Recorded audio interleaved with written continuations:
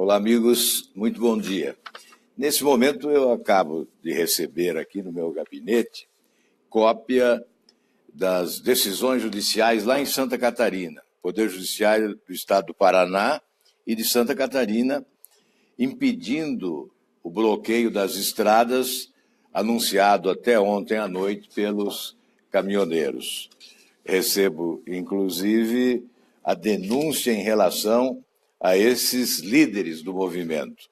Aqui está como réus e co-réus, né, o Emerson Cordeiro Baus, a Gisele Souza Ferreira, a União de Defesa de Cidadania e Combate à Corrupção e o Vanderlei Alves, o Dedeco.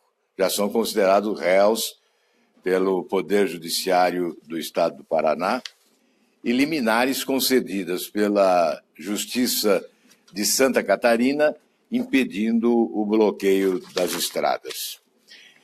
Essa decisão judicial se dá em razão de uma proposta da presidente Dilma que foi aprovada aqui no Congresso Nacional, que, a nosso ver, limita o direito da manifestação de qualquer cidadão brasileiro, a livre manifestação de qualquer cidadão do país.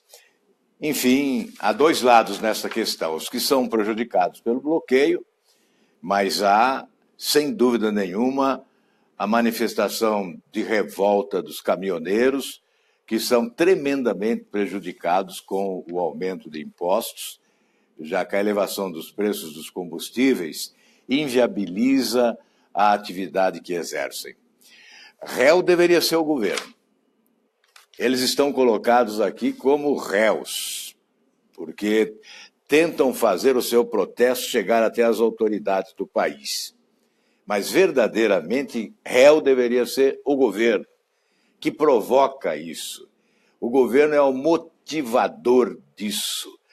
O governo é quem estimula esse tipo de manifestação. O governo incita, portanto, e deveria ser colocado como réu pela justiça do país. Nós já debatemos esse assunto inúmeras vezes.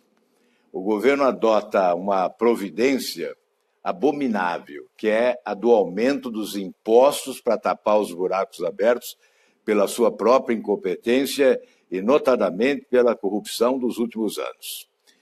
O senhor Meirelles, que tem na conta mais de 240 milhões, segundo a imprensa revelou nos últimos dias, está noticiando que o déficit desse ano chegará a 159 bilhões e justifica a necessidade de aumentar impostos.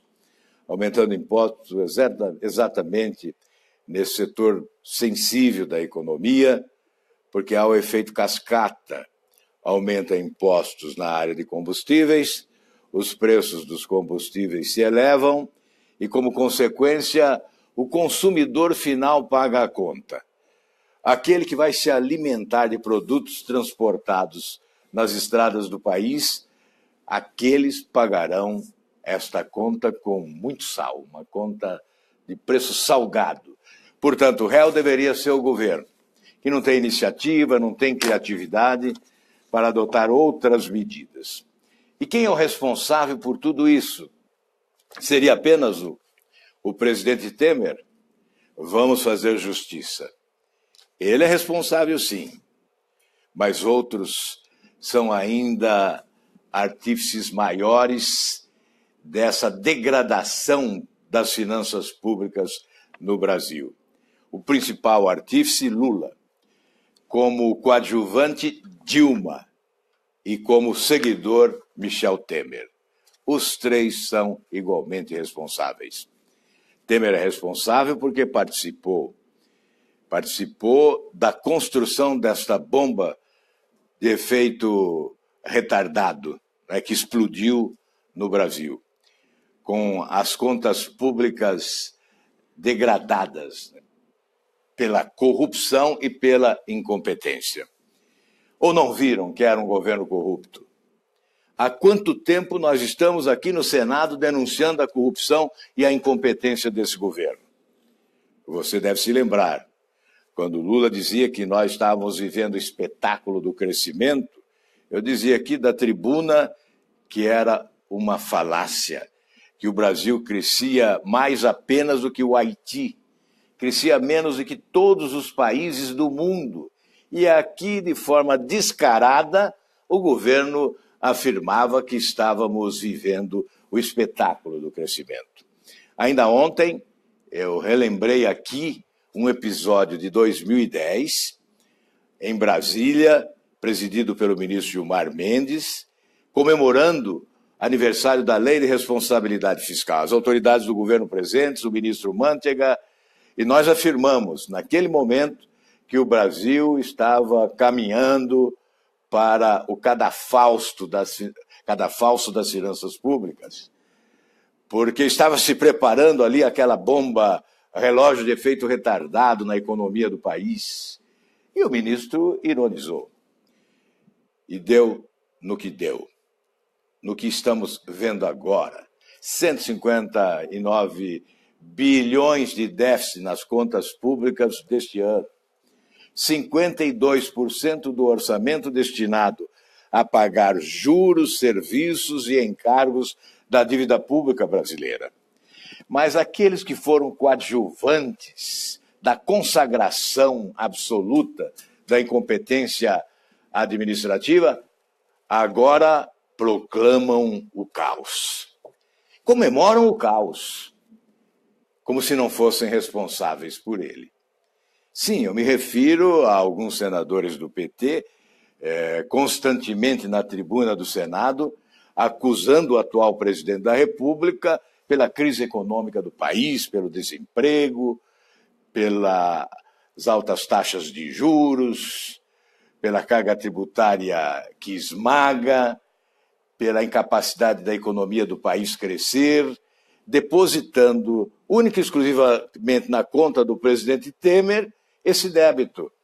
Mas devem compartilhar com o presidente Temer. Temer é responsável, mas o PT, de modo geral, o PMDB, os partidos que integraram o governo nesses últimos anos, e agora os mais recentes que estão integrando o governo Temer, devem assumir, sim, esta responsabilidade.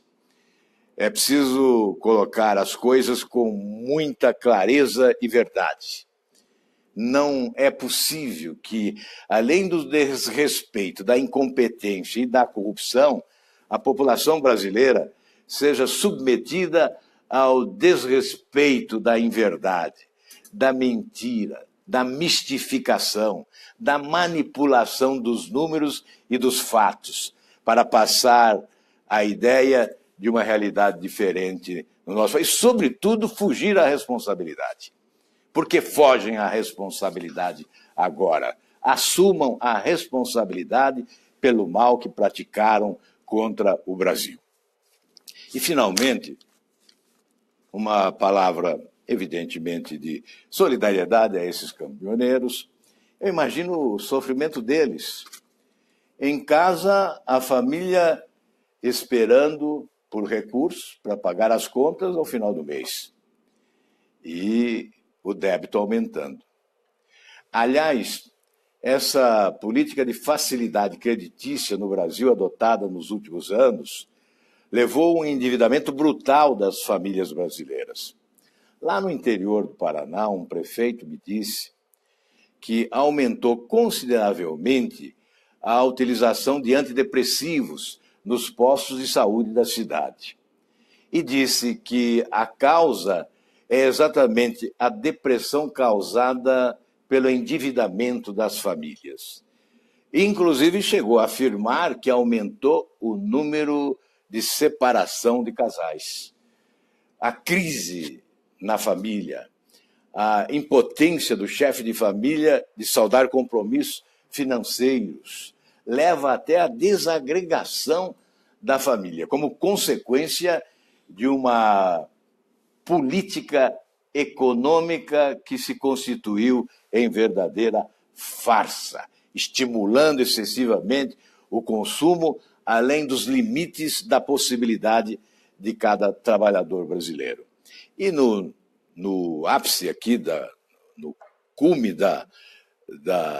da coluna, não é? Lá em cima, no topo, na elite, não é? Essa farsa da política econômica através do BNDES, injetando recursos nos tais campeões nacionais, empresários privilegiados que se enriqueceram à custa de subsídios pagos pelo dinheiro público, através do contribuinte brasileiro que paga impostos sem poder pagar. E, obviamente, além desses campeões nacionais, aí, JBS, Ike Batista e outros, tivemos esses países amigos, como Cuba, Angola, Venezuela e tantos outros, que, lamentavelmente, levaram o nosso dinheiro, gerando emprego lá, quem sabe, ou estimulando a corrupção internacional. Nós estamos verificando que em alguns países há também operações policiais para prender malandros que participaram desse escândalo no Brasil. Isso está ocorrendo lá fora também em alguns países. Ou seja, dinheiro público do Brasil, através do BNDES, com todas as facilidades possibilitadas pela mudança do Estatuto do BNDES, autorizada pelo presidente Lula em 2007. Esses recursos alimentando a corrupção internacional, gerando empregos lá fora, como no frigorífico da JBS nos Estados Unidos, enquanto aqui nós ficamos com o desemprego crescente que angustia os brasileiros. E os nossos caminhoneiros, hoje protestando, eles são os símbolos desse desastre administrativo no Brasil dos últimos anos. Estão lá nas estradas, tentando protestar, tentando fazer com que sua voz chegue aqui no Palácio do Planalto, e são impedidos pela Justiça, já que o governo armou-se para impedir manifestações democráticas e civilizadas, como pretendiam realizar os caminhoneiros, estão realizando na medida do possível, porque lá estão eles à margem das estradas, embora não possam interromper o trânsito. E, finalmente, portanto, a nossa solidariedade a esses caminhoneiros nesse dia de protesto, que eu diria é até um dia de luto, né? Porque nós temos um governo réu. Aliás, o presidente da República é réu mesmo. Né? O procurador-geral da República, Rodrigo Janot, fez do presidente Temer o primeiro presidente da história do Brasil no exercício do mandato réu. E ele só não será julgado pelo Supremo Tribunal Federal se a Câmara dos Deputados não acolher essa denúncia, como se espera, porque o presidente Temer está fazendo, mais uma vez, o povo brasileiro pagar um preço elevado para preservar o seu mandato. E, finalmente, nós queremos, mais uma vez, protestar contra essa violência inusitada na Venezuela. Ainda nesta madrugada, o líder oposicionista, López, foi preso de pijama, levado não sei para onde. Imagine o sofrimento da sua família, dos seus amigos, dos seus companheiros de luta na Venezuela. Foram 109 mortes nos últimos meses, deflagradas exatamente nesse enfrentamento do governo ditatorial contra aqueles que almejam a democracia num país que é o país da ditadura e da miséria, porque lá está faltando tudo.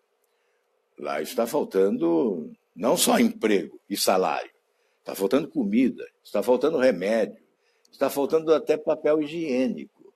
Não existe fotografia mais nítida da incompetência e da corrupção do que é esta que é oferecida ao mundo hoje pela Venezuela. Um país que instalou o terrorismo oficializado. E lá se assiste esse espetáculo do horror. Aqui no Brasil, eles encontram adeptos.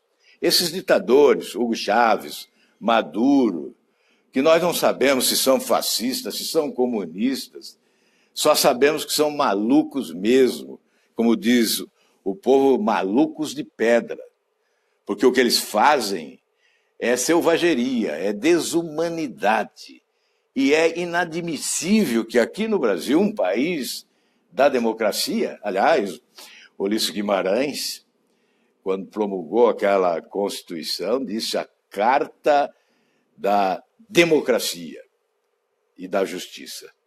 Portanto, nós vivemos numa nação democrática. Os partidos aqui são organizados, e são muitos partidos que se organizam no Brasil, ou desorganizados, né, porque alguns se transformaram em lavanderia de dinheiro sujo, em organizações criminosas. Mas aqui há liberdade para organização partidária, para ir e vir, temos instituições consolidadas, e não se justifica que partidos políticos aqui, neste ambiente democrático, defendam a ditadura da Venezuela. Esse autoritarismo, a prepotência, a intolerância, a insanidade que se assiste lá, destruindo vidas. É um regime ditatorial, perverso, cruel, assassino e destruidor de sonhos e esperanças do povo da Venezuela. Fica lavrado mais uma vez o nosso protesto. Um bom dia a todos e até mais.